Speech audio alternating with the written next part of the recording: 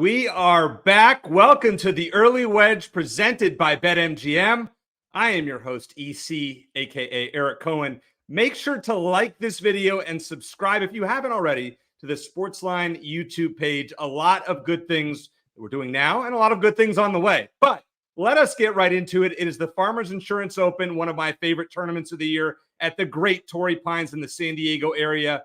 Let's bring in the stars of the show, and you might recognize them. It is the host of the Early Edge every morning. You can find him at 10 a.m. Eastern, the counselor, and one of the greatest golf bettors on the planet. And it's true, Counselor C. Nejad. Great to see you. And of course, the great golf writer from CBS Sports. And I actually was saying this before the show that I had been reading his stuff for years before even he started working at CBS Sports. He is a great mind in the realm of golf. Patrick McDonald. Great to have you both on. Great to be on with you guys this year. Patrick, I'm going to start with you. I'm going to throw a curveball.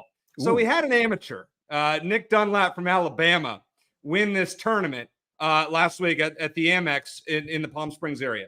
But Sam Burns pulled a me on the golf course. He went double-double to finish. Let's be honest here. You cannot bet Sam Burns until he wins again, right? Like after what you saw, we're done betting Sam Burns, even though he's not in this week. Yeah, you certainly don't want to bet him this week. I'll go that far. But you see, we talk about the pressure of an amateur winning on the PGA Tour. You know what I think is even more pressure? Being the guy trying not to lose to the amateur on the PGA Tour, the five-time winner, the Ryder Cup winner, the guy who's been there, done that. And so I understand the hate or the disdain for Sam Burns following the double-double finish. But if you get him in that type of field again, I've been calling him Gen Pop, the bigger fields where he's thrived throughout his career. You get him 40, 50 to 1. That's his sweet spot. And he typically closes. I think it was just a bit of an anomaly. Counselor, when you look at a guy like Nick Dunlap, great win for him. I mean, clutch, as Patrick said. Is this a guy, first of all, if you were him, would you turn pro immediately? Secondly, is he bettable the rest of the year? Or are we looking at this as a fluke result?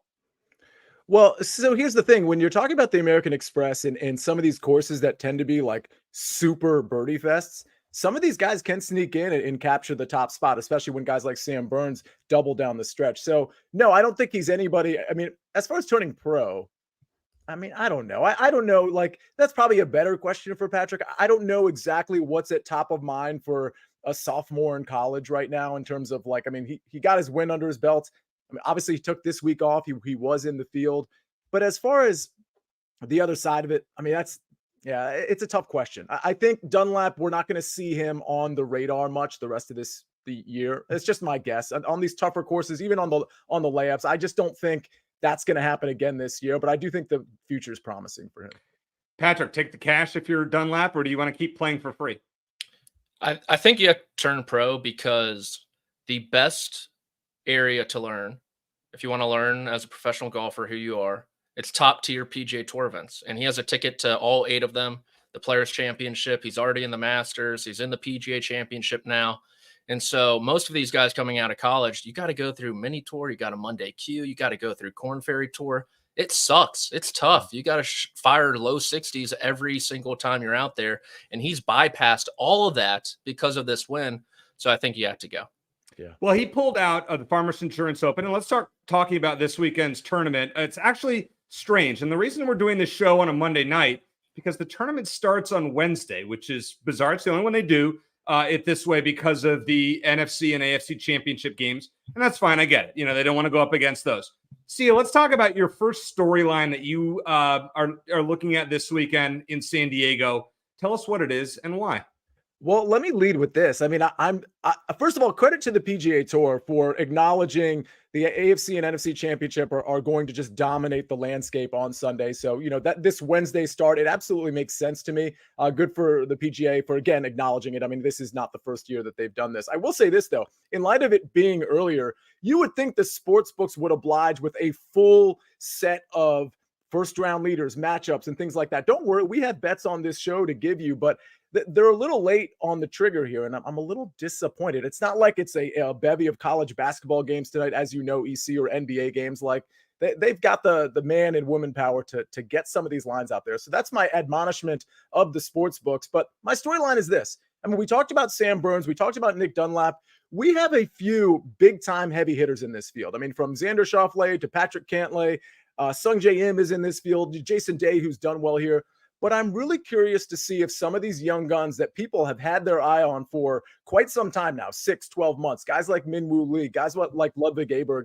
I know I'm potentially pronouncing that wrong, but the jury's still out on how to pronounce Aberg, Oberg. I'm not so sure. So here's the thing. I think these two guys can really make a name for themselves on a course like this that's extremely challenging. That, let's be honest, once you get to like the 70-1 and longer, like a lot of those guys can't compete on a course like this, particularly the South course, which will be 3 of the 4 rounds here. And the long and short of it is, if one of these guys emerges, especially when you have a couple of these guys going to live, like John Rahm, of course, who's the most recent defector here. I mean, I think one of these guys could really put themselves on the map in a really huge way by taking down this tournament. And honestly, I think they're both live to win this tournament. Patrick, as far as your storyline, there's a theme of certain players that you're kind of relying on this week. What is it and why? Yeah, course history tends to be pretty sticky around Torrey Pines, and it really stems from California connection. I know C and I last year hit on Max Homa. There's a few rules in golf betting, right? One of them is bet Max Homa in the state of California. 4 out of 4 of his wins are in the state of California. He goes for the defense this week. But you also have guys like Sahith Theegala, who won the Fortinet Championship. He could follow in the same path as Max Homa, winning in Napa and then winning here in San Diego. And then guys like Xander Schauffele, who grew up around these parts, has plenty of course history. He struggled out of the gate in his professional career at Torrey Pines, starting to get it going now. And Patrick Cantlay, who really doesn't have much course history here, a couple missed cuts, hasn't finished inside the top 50, and who I think, looking back on it, should have won the 2021 U.S. Open. No disrespect to John Rahm, but Colin Morikawa, he played as good as he had that entire week, missed a lot of short putts, was in the mix last year as well at the Farmers Insurance Open. He's someone who I think could go very well this week, and they all have ties to the state of California.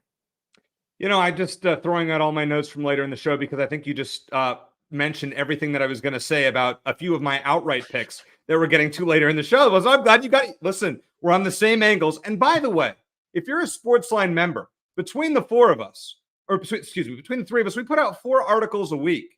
Patrick has 2, Sia has 1, and I have 1. So check out sportsline.com. If you're not a member, hit me up on X or Twitter, and I'll see if I can get you the best deal that we can. How about that?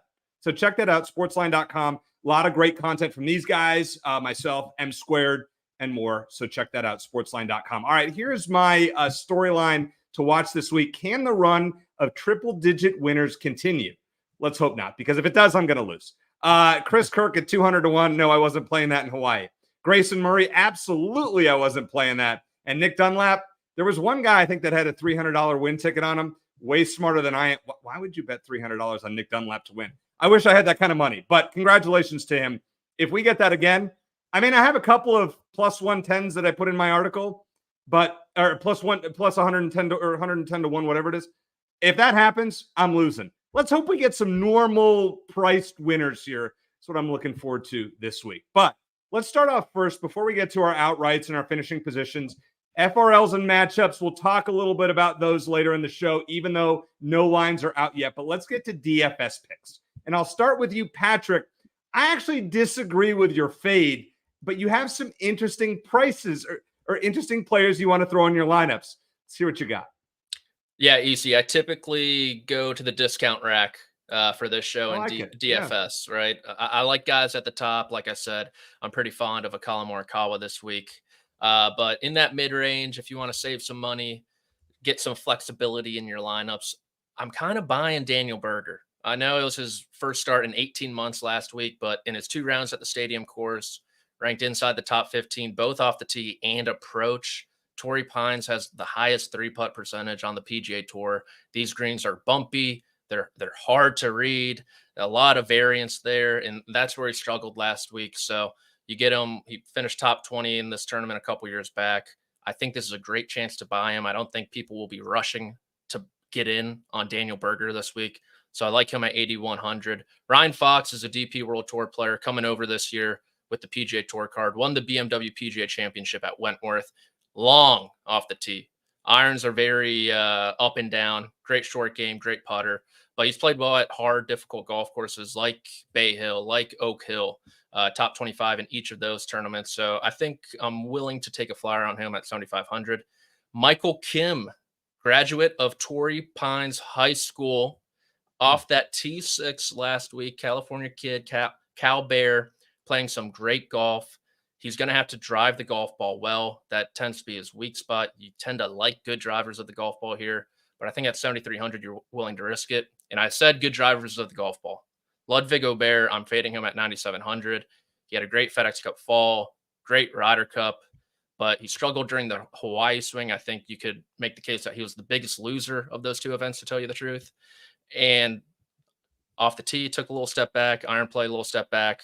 And for me, I just need to see it on a big boy course. He hasn't played a big boy golf course in his PGA Tour career yet.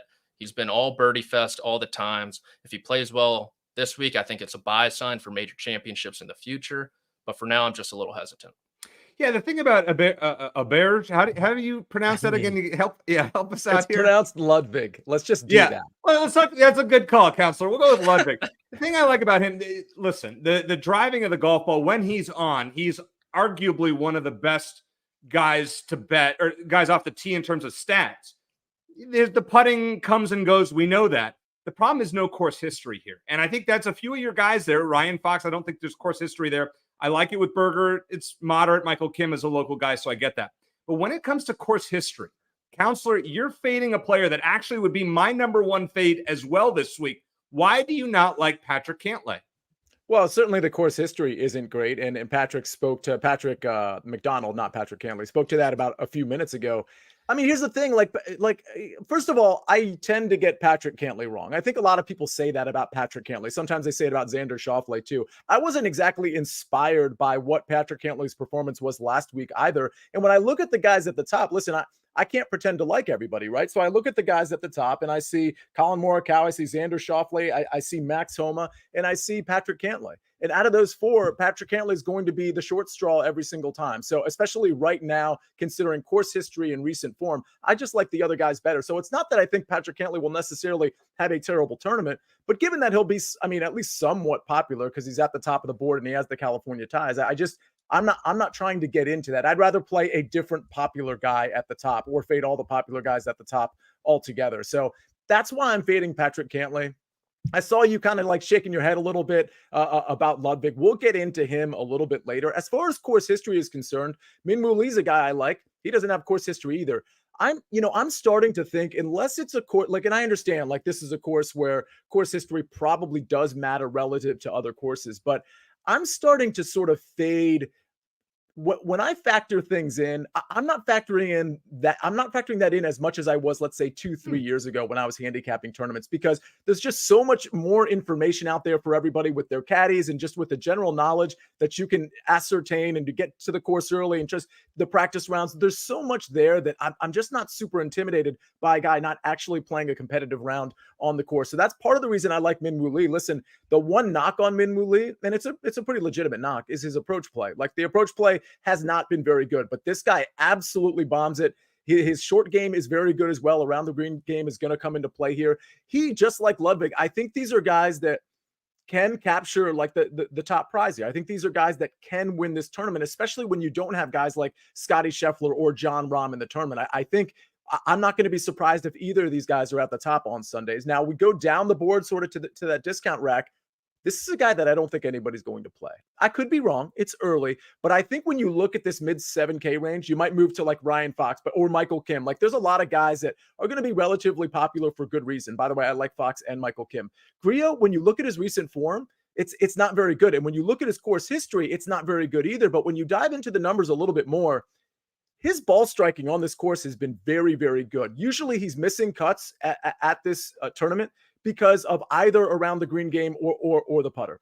Now, the putter is starting to come along. And for the record, while his approach play has been bad as of late, he did gain approach the last tournament he played. So I think Grillo's in a position where, because the putter is a little bit improved and because around the green play can be a little finicky, especially when we're talking about a ball striker who may not need the around the green game quite as much, I think Rio's just an interesting value at 7,500 that's going to be relatively contrarian. And then I'll go fast through this last one. Joseph Bramlett has a really good history here for a guy named Joseph Bramlett. I mean, he's a guy that's making cuts here. Long iron play is good. Putter can leave a little bit to be desired, but the around the green game is okay. I think Joseph Bramlett is a really good value play in the 6K range. Very good picks there. One that I would throw in here at 7,500, Rio Hizitsun. How do you, Patrick, help me with that pronunciation there? Easy, just stop while you're ahead. Just call him Rio. Rio, 21-year-old stud golfer, gained 10 strokes putting combined in the last 2 weeks. Look for him in the 7,500 range and don't try to pronounce his last name. I'm going to point that out. All right, totally random question here. Patrick, what's your handicap on the golf course? I'm a scratch golfer. Are you really? I am. All right, so congratulations. I'm definitely not in that realm. When you play a golf course, are there certain courses that fit your eye better than others? Yeah, I'm generally pretty wild off the tee. So you put me on a tight, traditional, classical golf course, and you take the driver out of my hand, I tend to get handcuffed a little bit. All right, so you're like Jordan Spieth, basically. Something. Yeah, like I think I get like worse as I get closer to the green. All right, so here's why I asked that. So the counselor mentioned that course history to him is becoming less of a factor. But you just mentioned for your personal game, certain courses fit your eye. How do you factor in course history just in terms of picking winners and DFS, etc., for this show? Well, it's two different questions. It's course history and course fit. And someone like Minwoo Lee, who doesn't have course history, is a great course fit. You want someone who's a great driver of the golf ball, can get up and down when you need him to, and can spike with the iron play. That's Minwoo Lee to a T. That's Ryan Fox as well. Course history-wise, you have someone like Tony Finau, who's also happens to be a great course fit, who has like 9 top 25s and 10 appearances or something like that. He's ridiculous around this place. So it's about kind of balancing course fit and course history a little bit. So I guess this kind of leads into counselor when you're picking your outrights for this week or your matchups, etc. How do you factor what percentage is course fit? What percentage is course history? And is there another metric that you can share with everyone out there that you would recommend they look at as well when they're doing their own due diligence? Yeah, it's a good question. So, I mean, I certainly don't allocate a percentage because I don't run models. Like one of the things I'm kind of prideful of, and I think models are fine, is that I'm just looking at the raw data and I'm going back from a recency standpoint or a long form standpoint. I'm going back as far as I personally see fit for that tournament. So in terms of course fit, that's really important to me. So what I know the course calls for, what I think the course calls for, I'm going to look at the data and the strokes gained metrics that are consistent with that. And I'm specifically looking for trends, not necessarily long-term trends, but in the example of Emiliano Grillo, listen, I know he's a good ball striker. I know he hasn't been a good ball striker lately, but because I know traditionally he's a good ball striker, I know he's been good off the tee. I know that he actually gained for once on approach the last time he played a tournament. And I also know if you narrow his driving distance to just kind of like the last 20 rounds instead of long form, the last 50 rounds, he's actually gaining with the driver. So those are all promising things to me when I see that also he's a guy that's been a really good ball striker on this course. So it's always a case-by-case basis for me. I'm looking for things that stand out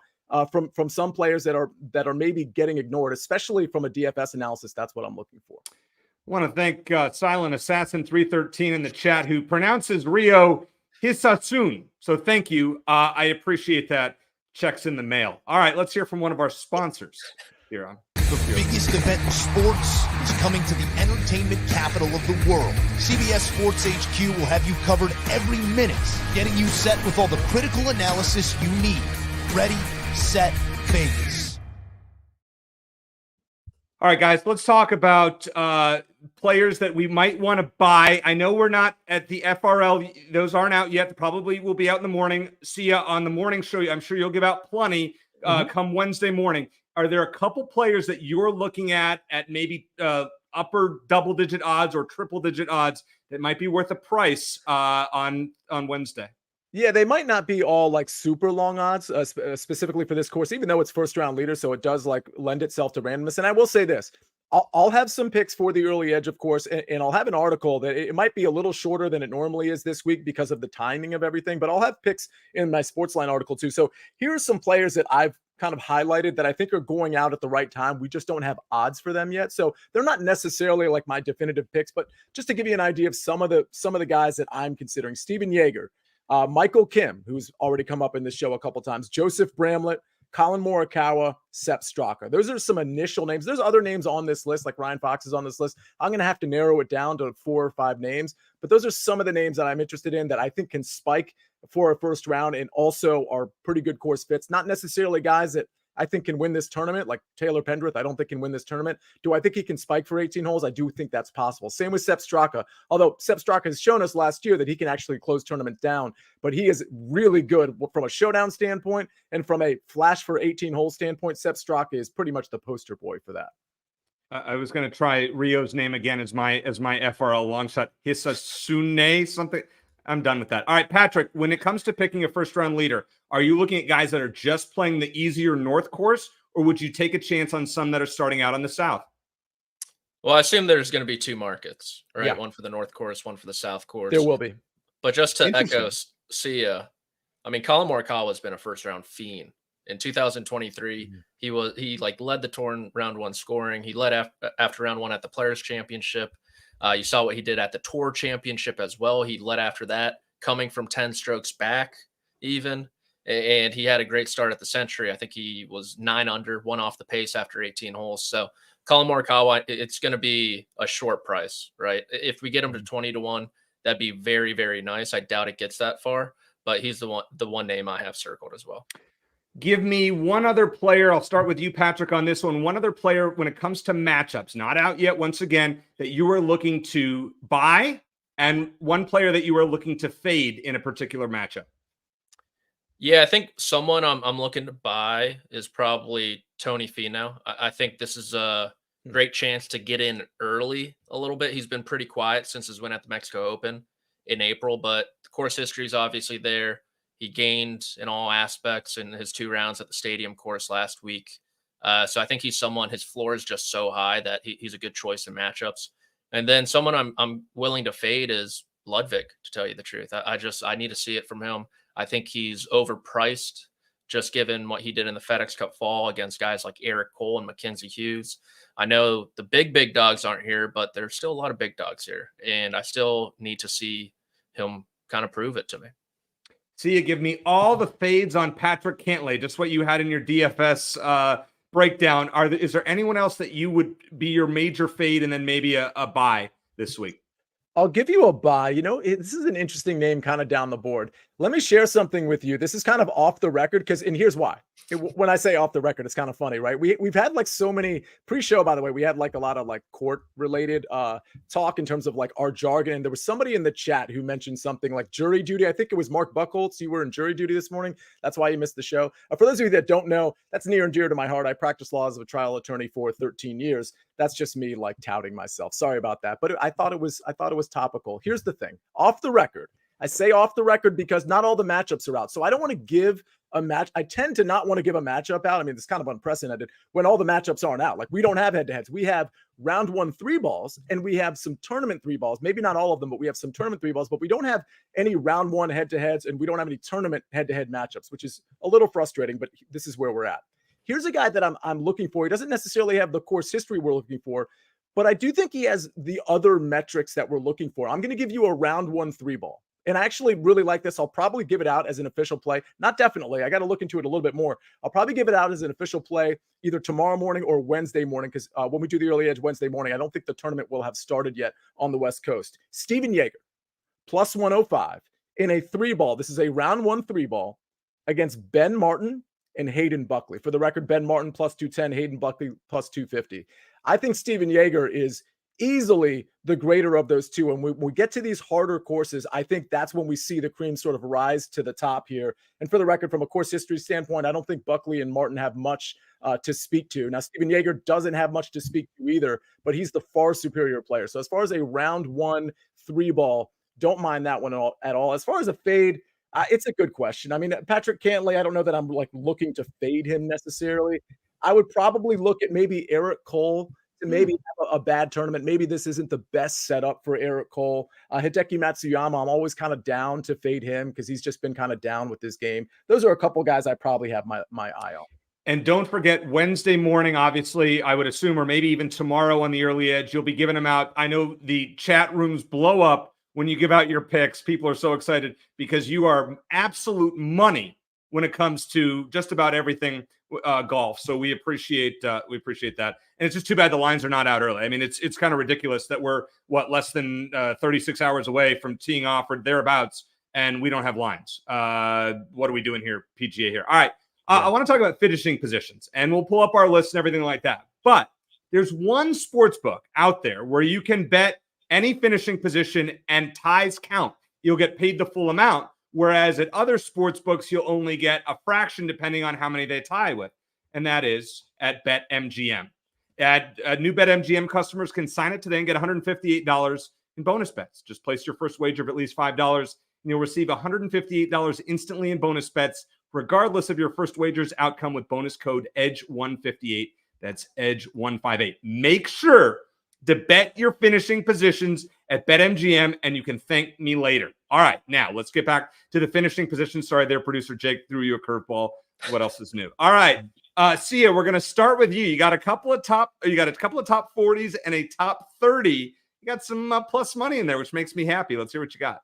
Yeah, especially when I'm getting into the T30, T40 market. I try to do plus money sort of across the board. So if I give like 4 plays out and you hit 2 of them, you're basically locking in some profit if they're all plus money to some degree. I got Keegan Bradley at T30. Listen, this is minus 105. So it's borderline even money. It's at least close enough to even money. So the minus 105 doesn't bother me there. But T30 is very attainable for Keegan Bradley. I do think he's a pretty good course fit here. And we see that with his course history. And oh, by the way, his recent form has been very good too. So I think minus 105 is a fine price for a guy that I honestly think at least has an outside shot to win this tournament. Michael Kim, T40, Patrick McDonald already spoke about him. He's got the ties. He's got the course history, which back up the ties. Like sometimes you've got a guy who grew up in the area and they're just not good on their home course, or they're not good close to home for whatever reason. Well, Michael Kim certainly is. He's got good course history here. So I like him as a top 40 at plus 140. And then I'm going Joseph Bramlett, top 40 plus 240. I mean, listen, this is a really good price. If you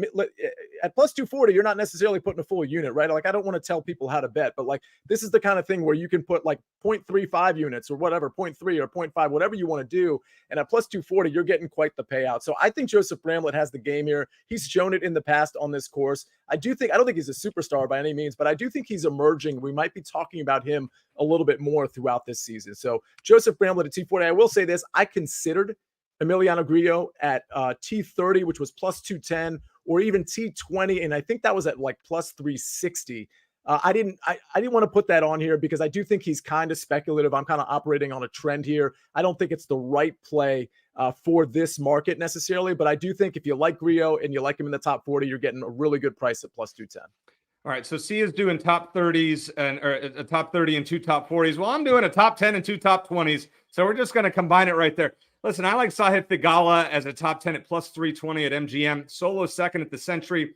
He's a T4 here last year, gaining a little over 6.5 shots on approach. That's big time. Love to see when I'm picking my fantasy rankings and positions and whatnot. I'm looking at approach stats. That's a key. If a guy with their irons, if they're working, that's what I want to see. You're going to be up there. It's very rare that I can think of. Maybe Patrick will correct me, that a guy when he's playing well with his irons is going to finish way down there. I mean, if your putter's really that bad, but for the most part, if the irons are working, you're going to be up there. So I like Theegala as a top 10 at plus 320. Tony Finau, I think we've talked about him a lot. The counselors mentioned him as well as a top 20 at plus 138 at MGM. He was T25 at the Amex. Finally showed something with the putter. Had not been great. I think he had lost strokes in like 6 out of 7 tournaments with the putter. Finally turned that around. That's a good start. But he's the horse for the course here. 9 trips here, 5 top 10s, 7 top 20s. And also another horse for the course, Justin Rose, getting plus 200 for a top 20. He is 5 top 20s in his last 6 appearances here, including a win and 4 top 10s. I mean, that is a sterling course history, and you're getting 2-1 odds on that. So I love that. Now, Patrick has the key word. We waited half an hour to finally get this in, the word parlay, which I love. Patrick, you have a make the cut parlay, and it's plus money, and it's beautiful. Tell us about it. I've been loving these, EC. You got to keep it nice and tight, though. can't overextend yourself and get into the 4, 5, 6. Keep it 3. Keep your plus money. Be patient and let your money accumulate over time. It's the S&P, but I like this one. Horse for the course parlay. Tony Finau, you just spoke on him. Jason Day, great course history. He's gaining throughout the bag. The putter was just a little shoddy there at the Amex. Like I said, everyone putts bad here at Torrey Pines. If he ends up putting well, that's just a bonus. His tee to green game is in fine shape. And then Keegan Bradley, second place last year, actually led the field in strokes gained putting, which is a bonus. And like Sia said, he's playing some great golf. I like him to seriously contend this week. So all 3 to make the cut at plus 137. Yeah, and you know what's great about your parlay there, Patrick, too, is if you hit it, you have money to bet on the weekend. And so there you go. You take that money and then you reinvest it in outrights on the weekend. So what you got. Exactly. I mean, patience. Maybe I need to learn from, the counselor is an expert when it comes to being patient with his bets. Me, I'm in action. Like if there's action going on, I got to have something on there. So I like this. You're done on Thursday. You know, if you're going to if you cash this, we're on to the next. We're going to take our money on Friday. We're going to bet some outrights. We're going to cash on Saturday. Then you have money to play the Sunday football games. This is all how it works. We're going to walk away with a lot of cash this week. I'll tell you why. Because it's time for some outrights. Now, I'll say this. I was all excited about giving my logic for outrights, and then you guys pretty much covered it earlier in the show. So, all right, let's see what we have for outrights. Patrick, I'll start with you. What do you have and why? Yeah, so I wrote my article for SportsLine this morning, and if you were not able to read it, I am uncomfortable giving out those plays at some of the prices. Felt like the top of the board just got absolutely cut in half between like 11 a.m. and noon today. But one price I still like that actually wasn't in the article is Nikolai Hogard. He won the DP World Tour Championship over there in Dubai. He's coming off a 7th place finish at the Dubai Desert Classic. He is really long off the tee. He is a great iron player, and he's a great putter. The short game and the accuracy off the tee can sometimes bite him in the butt, but 11th in total strokes gained in this field over the last half year, 7th in driving distance, top 20 approach and putting. And like you said, you see if the irons are cooking, you can really do some damage. So I like him. He's a proven winner. He's super young, but at 55-1, he's worth taking a flyer on. Now, give us a promo for your article that you cooked up earlier. I actually saw it, and you had a name in there. I know you didn't include him here. Sepp Straka. I think that was a really interesting pick. I was hoping you would include him because I thought that was a really savvy one. Yeah, Sepp opened up at, I believe it was 66-1. I got him at this morning, and now he's down to 45-1, which I think is pretty tough to stomach, in my opinion. But, I mean, he's just a guy who generally doesn't get enough respect. Like Sia said earlier, he knows how to win, and he showed last year in major championships he can play tough golf courses well. Top 10 at the PGA, runner-up at the Open Championship. Just finished second to Scotty Scheffler at the Hero World Challenge. Hit the ball great at the Century, and he has a decent history here. So I liked Sepp at 66, but not 40. Counselor, you might want to cover your eyes for this one when I say it. The way I like to play some of the outrights when a guy's price gets cut in half as the week goes along is the parlay strategy, where you take, let's say your pick that you give out on the morning show tomorrow, if a basketball pick that's non-golf related, let's say, you parlay that pick with a golfer and you more than double the odds there. It's a pretty safe bet. If Sia's giving out a pick, it's probably going to hit anyways, so you have a pretty good chance. Now, listen, it doesn't work out if you pick the wrong game, then it spirals into a nightmare. But if you find the right game and do it once, you're getting Sepp Straka at 100-1. Whereas if you were to bet him outright at 40-1, I agree with Patrick. That's probably not the right price there. Sia, you have 3 choices here. We've talked about all 3 of them, but tell us why you are playing them as outrights. What's funny about that comment? You said I think that's a pretty safe bet, as if those words aren't like dichotomous to each other. Like there's no such thing as a safe bet, right? Guilty as charged. What's interesting about that is that if the I'm just like now you've got me thinking, like, let's say I like the Tar Heels tonight money line because they're -8 against Wake Forest. I mean, I can throw that money line play in, or the Sixers tonight -1,000 money line with the outright, and at least get the Straka odds from 40-1, where I'm seeing it now at one book, to whatever that would end up being, 45. I don't know what it would be because I've never done something like that, but that's at least something to think about. But listen, you're already extending yourself playing outrights anyway. We all know that like the meat of the money in golf is in the head-to-head market, obviously. So adding something on top of an outright doesn't make me feel all warm and fuzzy. What does, though, is taking a couple of these guys that I think are going to be at the top of leaderboards for years to come, the next 3, 5, 15 years potentially. I think Ludwig and Minwoo Lee are guys that. So what's interesting is I think they can win this tournament. Obviously, I have them as outrights. I think the Nikolai Højgaard pick is really interesting. And as I go down the board, I think once you get to Højgaard and once you get to like maybe Adrian Meronk, if you like him, I think that's as far as this board goes in terms of win equity. I just don't think this is a tournament like the American Express where you can have a guy, forget about Dunlap, where you can have a guy at like 80-1. Like that's just not going to happen with this tournament. So I think Højgaard is like sort of the last line of defense in terms of the win equity. But I'll say this, when you're Nikolai Højgaard or you're Ludwig, notice how I'm not saying his last name, or you're Minwoo Lee, and the top of the board is without Jon Rahm, is without Scotty Scheffler. And let's name a couple of other players that aren't, here, but we've always known that, like Dustin Johnson and Cam Smith, that they're not here. Of course, they're not going to be here. But like some of these guys that aren't here, like no offense to Xander Schauffele or Patrick Cantlay, they're great. They've got the most win equity for a good reason. But Max Homa, Colin Morikawa, like there's not a lot of like elite guys for these newcomers to pass. And frankly, I don't know that we've seen quite yet like the apex of either of these two games. So that's why in this tournament, especially a tournament that doesn't have Rahm or doesn't have Scotty Scheffler, it makes me more compelled to take Aberg and Minwoo Lee over like Xander at 9-1. Like I'm just not going to take Xander at 9-1. I mean, Max Homa, as far as the shorter odds are concerned, I think Max Homa at 12-1 is probably the one I like the most. But I'd rather just go to the next tier that I still think has win equity. And it's these two guys, Aberg and Minwoo Lee. And then finally, Keegan Bradley at 33-1. I think that's a reasonable number. I'm not totally in love with it. But considering, like, listen, these numbers aren't very good. Let's just be real about, like, the hold percentages on these outrights. Like, a lot of this stuff has really gotten cut down. But I do think Keegan Bradley, the way he's been playing, knowing the course fit and his course history, I think at 33-1, I actually do think that has a little bit of value. Yeah, I think it's very good value for Bradley, especially played well at the Sony. Probably should have won. Mm-hmm. And Grayson Murray at 400-1, that was not really on anyone's bingo card. So we all lost that one. I'm telling you, the parlay strategy, call me crazy. When you see a number like Colin Morikawa at 12-1, do you really want to spend, if you want to win $1,500, do you really want to put over $100 on Colin Morikawa? Or do you want to bet 50 and then put it with is whatever, North Carolina or what it is, whatever basketball game? I'm throwing it out there. I mean, don't blame me if it loses. I'm just throwing it out. It's just a way, if you're trying to bet more players and spend less, if you're confident in a play from another sport, it's a thought. I like Morikawa here, plus 1,200.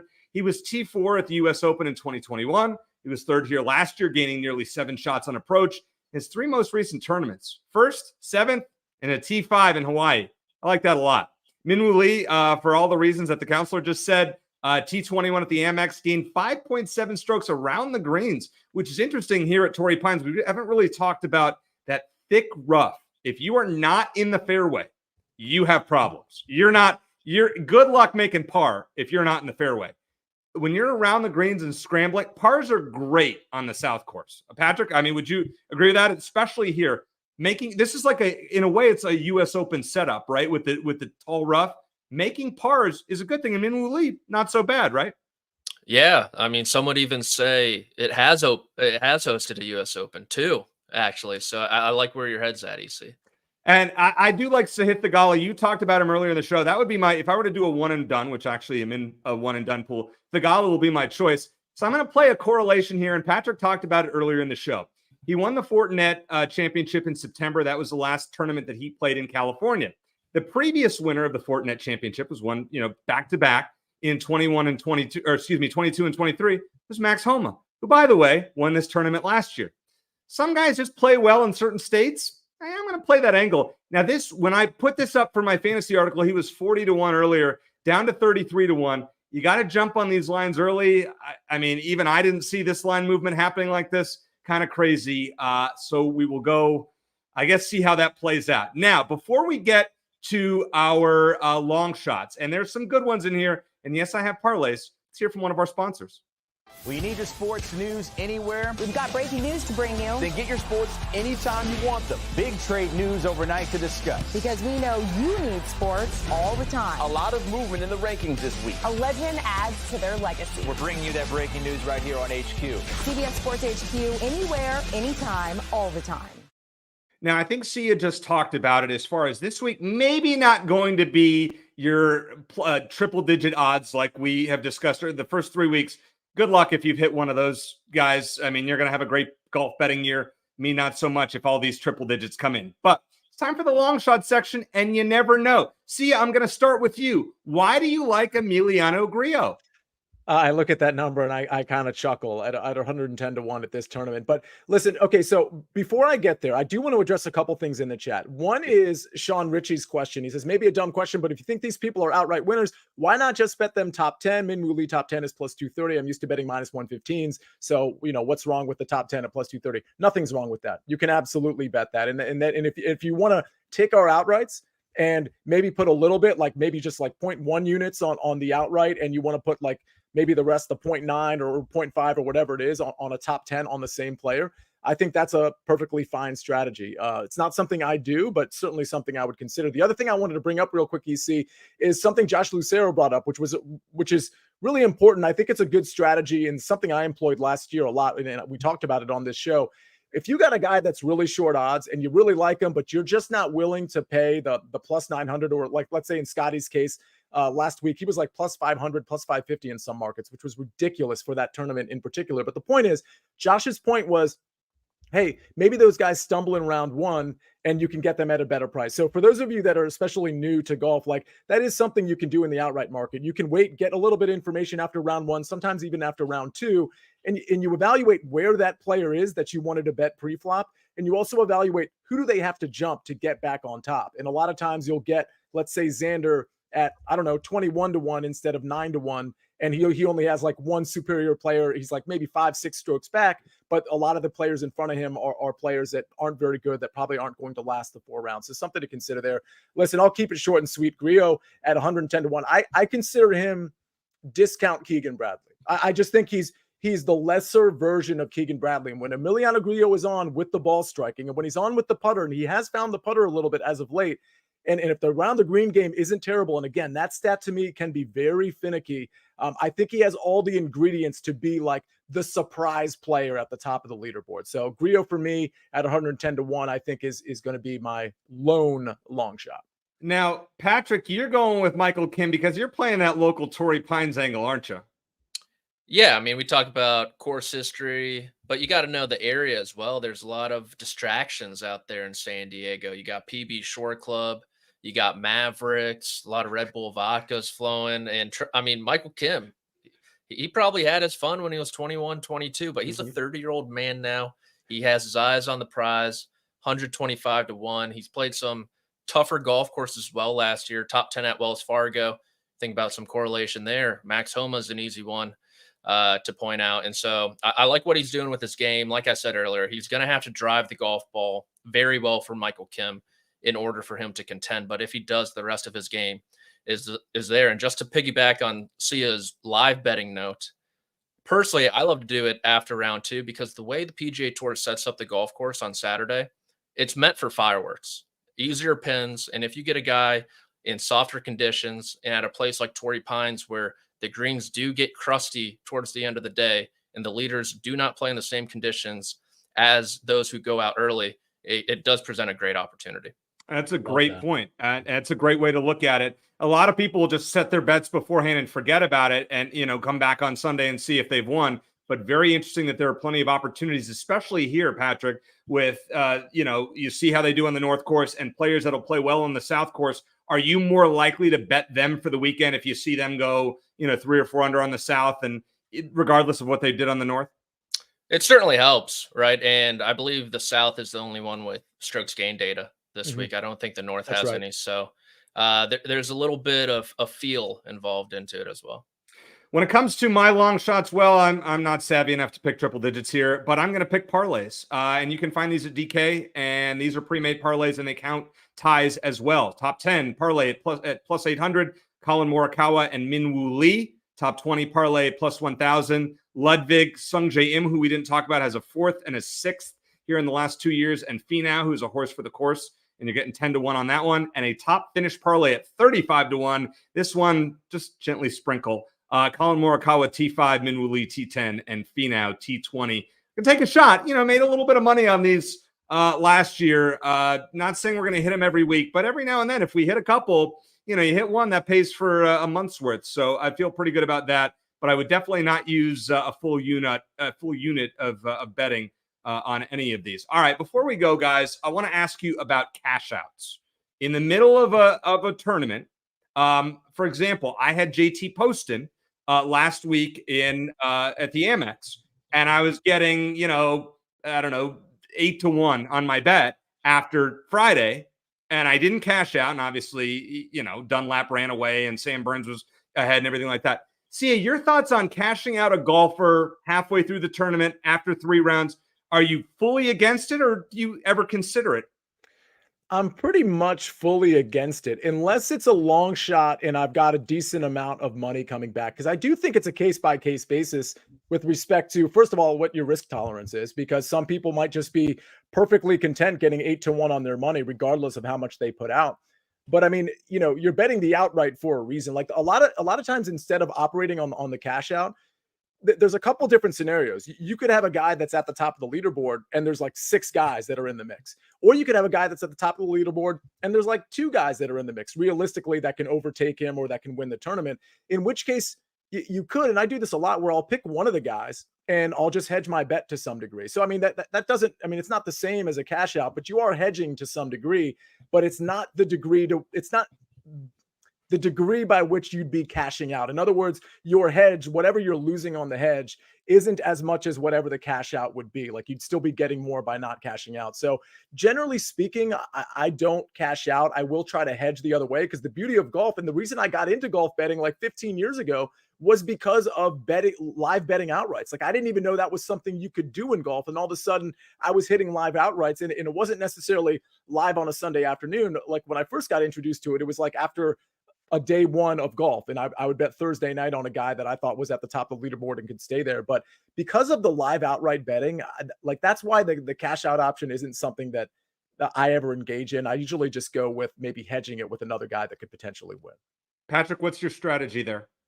I'm the same way, and the hedge price has to be like correct. I'm just not hedging it just to hedge and make back money. The price has to be fair on the other end. But I mean, there's like no better feeling than hitting a golf outright. And just like there's a guy who cashed out Nick Dunlap last week. I mean, how big of a dummy do you think he felt today? It sucks. So let it ride and enjoy the fun. Yeah, I think I cashed out 1 or 2 a little early, and it's the worst feeling. Because as you said, when you hit an outright, it just feels so good. You feel so much pride. And when you cash it out, oh no.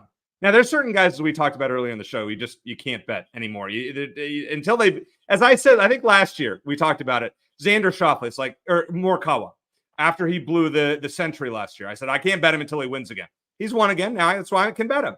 Sam Burns, well, we'll talk about that another week. I want to ask you guys about one more player before we get going here. Will Zalatoris. Patrick, he's playing for the 3rd straight week.